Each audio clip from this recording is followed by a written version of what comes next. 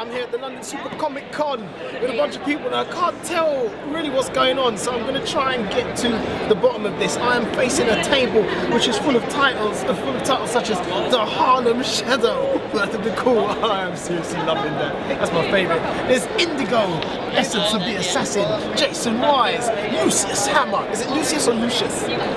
Lucius Hammer. I'm just Powerhouse, Streets of Fury, Iron Tiger, and Tech Watch. I'm loving this little stable of titles here. So I want to know whose brainchild it is, where's it come from, what's it about, what's going on, tell me more. Who are you is what I'm asking. Well, my name is Wayne Hardwired Riley. Was that your christened name? Is that what you... No, that's my new name. Oh, okay. But basically, I'm the creator of a cartoon that we worked on together called Hardwired. It's a comic and a cartoon, and we're still developing it now. I mean, we've got 30 stories written for a comic book series. 30 how long have you been developing this? Just under 2 years. You've been working hard.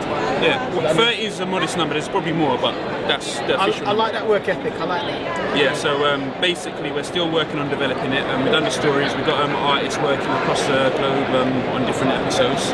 But in the meantime, we wanted to graph the market and find out exactly, just basically what makes people tick, what people like, what they don't like. And on top of that, because we wanted to focus on a lot of, a few black characters, let's say, a lot of black characters, we thought, you know what, let's contact all the artists that we know that are putting out their own independent projects and see if they would like it if we was to sell some of their work for them at these conventions, because some of them are in America and they're not here and they'd like to get a bit more exposure. So yeah, that's what I've done basically. So I contacted some of them and bought them off of them for a bulk price and then brought them here, and then yeah, the rest is history. What's the reception been like?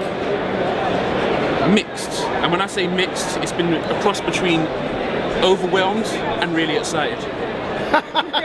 That's a nice mix. That's a nice mix. So, yeah, go on. People have been really attracted to Harlem Shadow. I mean, all of them really, but Harlem Shadow's really been like the one today. People's been attracted to issue 1, like we've got 1 left now. Oh, well, I'm taking that. Yeah, see what I mean? Yeah. I should start making bids for it. So it might be more than what we originally agreed. But yeah, basically, yeah, it's been like quite interesting. Like people seem to love what we're doing. Why? How do I put this? Why the singular focus on a certain ethnicity of hero? It wasn't actually like that, because I actually did try to get hold of some other guys, but I just never got the material from them in time, because obviously when you're getting stuff sent to you from the States, it takes like a matter of weeks.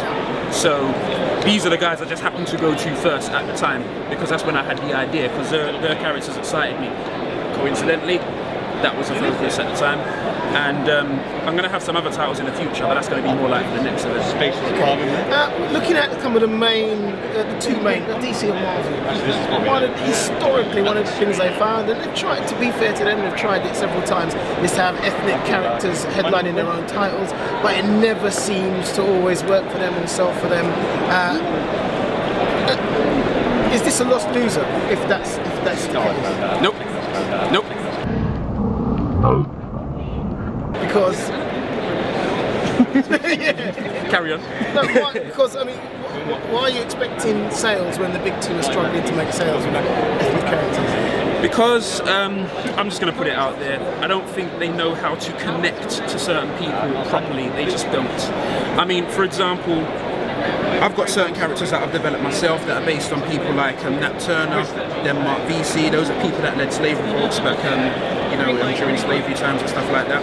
And those are like individuals that, for example, certain people might know of and other people wouldn't. So, for example, you might know who Martin Luther King is, but you don't know who, I don't know, you don't know who Amos Wilson is. You might know who Malcolm X is, but you don't know who Nat Turner is. So I thought, you know what, this could be a good way to kind of get it out there and kind of give a different take on things, rather than a story that's always been put out there and spun and respun again and again by people that probably they got good intentions, but they just don't know. Do you see what I mean? I hear you. Thank you for your time.